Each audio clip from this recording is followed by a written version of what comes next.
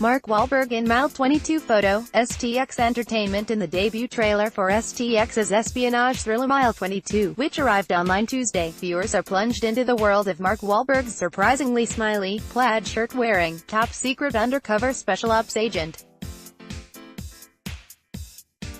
He's a badass tactical commando with a bad attitude, on a mission to deliver a package. That is, a young cop played by martial arts sensation Iko Uwais, who knows where 9 pounds of radioactive isotope have gone missing. Wahlberg's character must transport the man across the film's unnamed Southeast Asian metropolis, through hailstorms of bullets and gauntlets of assassins, with glowering former UFC champion Ronda Rousey on hand to provide additional muscle.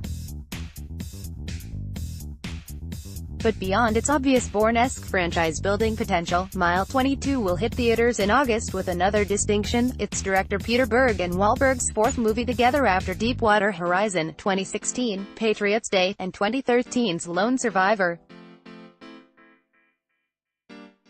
The pair have created a kind of cinematic universe of fact-based films plotted around solitary men facing terrible predicaments. Respectively, the largest marine oil spill in history, the Boston Marathon bombing, and a Navy SEAL recon mission in Afghanistan gone horribly wrong. As a work of fiction, Mile 22 obviously upends that formula. Its entry into the growing canon of Wahlberg-Berg collabs begs the question: while both star and filmmaker could have their pick of Hollywood's plum projects, and each has access to the town's top tier of talent, what keeps bringing them back to one another time and again? Wahlberg's take. Sitting with Wahlberg in a Winnebago trailer on a mountain bluff overlooking downtown Burbank last summer, I asked the actor this question directly. Ari had been trying to put us together for a long time, he said, name-dropping his heavyweight agent Ari Emanuel, co-CEO of William Morris Endeavor. Then Lone Survivor was there. I was in a position to help Berg get that movie made.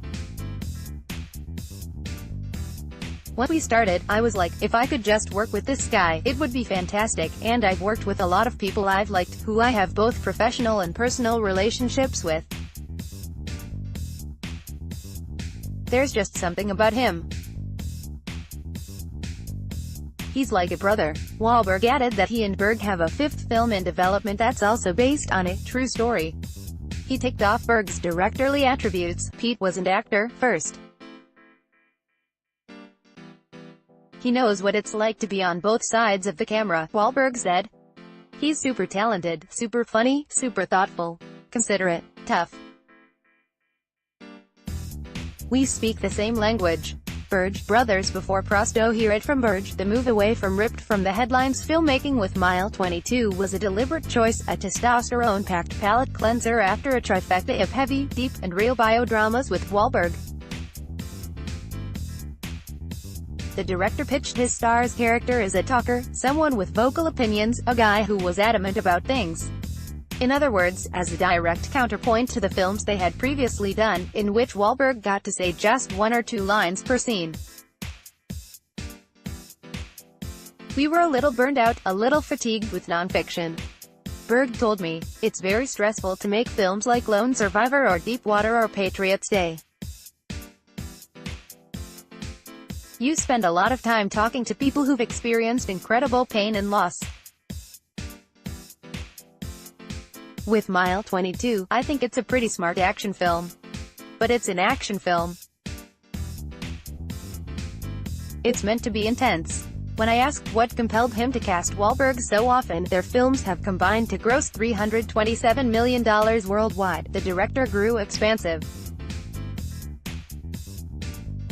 He described the on-set friendship that blossomed between them during production on Lone Survivor, when Berg was 48 and Wahlberg 41, as a sort of late-inning game-changer for both men. As an adult, it's rare when you make a new friend, he said. In our business, you have people like Mark Wahlberg who have big, complex lives. It's hard for him to find new friends too, people you legitimately get along with. Mark and I have so much in common. Just the way we look at life. And the way we like to live our lives is very similar. Our work ethics are similar. We laugh a lot. He likes my crew, I like his crew. He likes my family, I like his family. In other words, the real reason Wahlberg and Berg keep working together is because they simply like the shit out of each other. But in Hollywood, I would argue, this kind of thing is more rare than you'd think. Tom Cruise has starred in 3 movies directed by Christopher McQuarrie, and 3 others he wrote, but there is absolutely zero evidence the two view one another as professional peers, let alone ride or dies.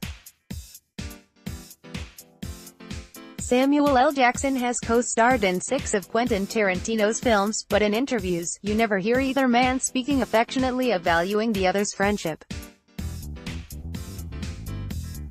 Same thing for Tim Burton and Johnny Depp, despite their shared 8-film run.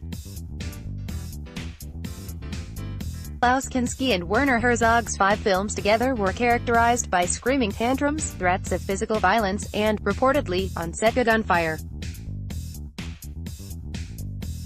Owing to the power dynamic between director and leading man, and the 1,000 manipulations by the former to engineer a memorable performance from the latter, people in those jobs don't generally bond as anything close to brothers. Berg, for his part, knows his dynamic with Wahlberg is unusual and openly admits a certain confusion surrounds his penchant for repeatedly casting the A-list actor in his movies. People are like, why do you guys keep working together? Berg said. I'm like, why wouldn't we? We get along and have a wonderful time making movies. I have no problem just working with him over and over again. I enjoy it. Mark Wahlberg and Berg keep making films together. Why?